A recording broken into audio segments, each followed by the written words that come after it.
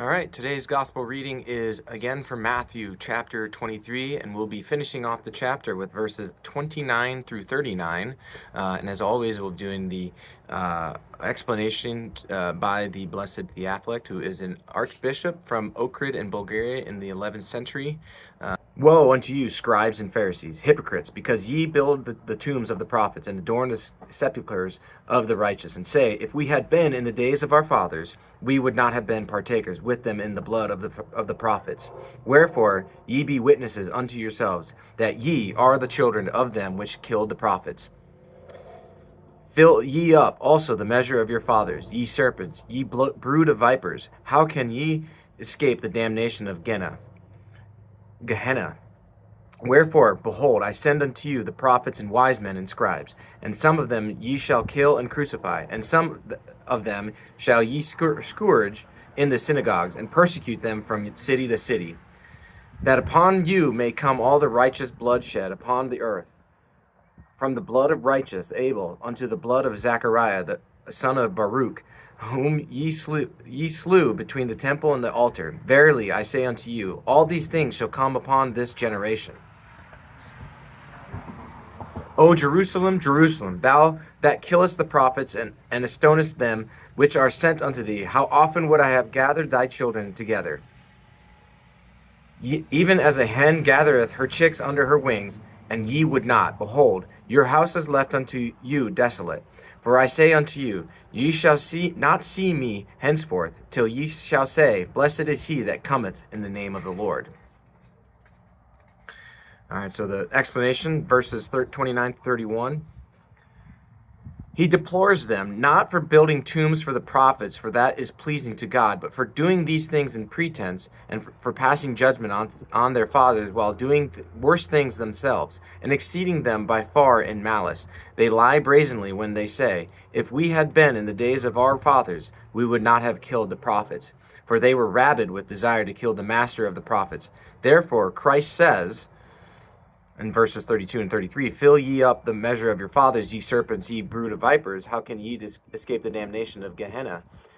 He neither bids them nor impels them towards their pain to kill him, when he says, fill ye up also the measure of your fathers. Rather, that this is what he means. Since you are serpents and the offspring of such fathers, and have been plunged into the malice that you are incurable, in a short time you will be eager to outdo your fathers when you kill me. For when you shall have attained to the ultimate degree of malice, when you fulfill and complete the bloodletting which your fathers admitted.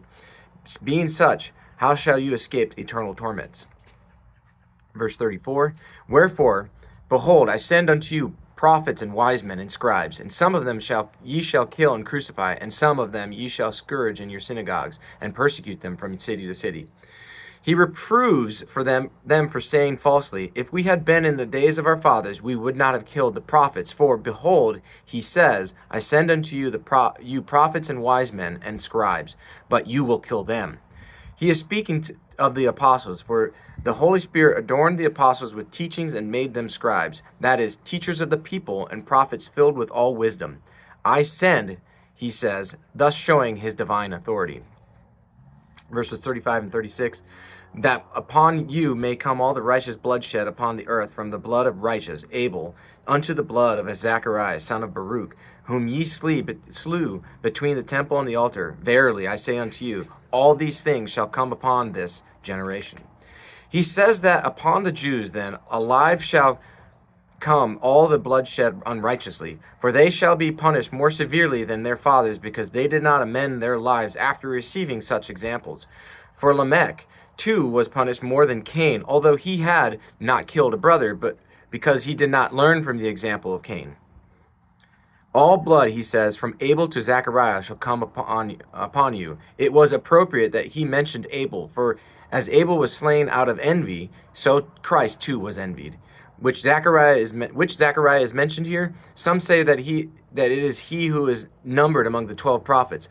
Others say that he is the father of the forerunner.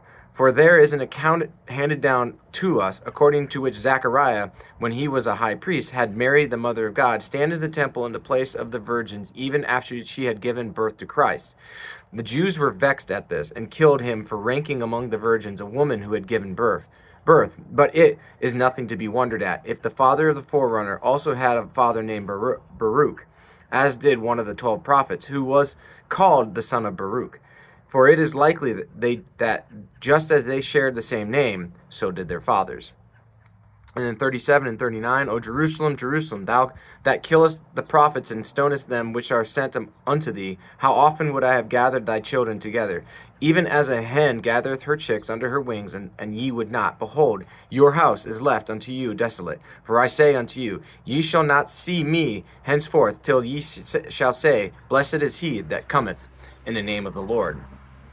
Twice he says the name Jerusalem, pitying and calling out to her with compassion. For as a lover vehemently justifies himself to his beloved, intending to punish her for having spurned him, so Christ accuses Jerusalem of being a murderess. And many times he desired to show mercy to her, but she did not want it, but trusted in the devil, who scattered her and led her away from the truth which unites, as she did not accept the Lord, who gathers together. For there is nothing which disbands and scatters us from God so readily as does sin, just as there is nothing which gathers us back to God as readily as does a good conscience. He gave the example of the hen to show his affection. But as you do not want my affection, I leave the temple empty and abandoned. From this, let us learn that God inhabits the temple for our sake. But when we have forsaken God, then the temples are abandoned by God as well. Therefore, ye shall not see me henceforth until the second coming. But then, willing or not, you will fall prostrate before him and say, Blessed is he that cometh.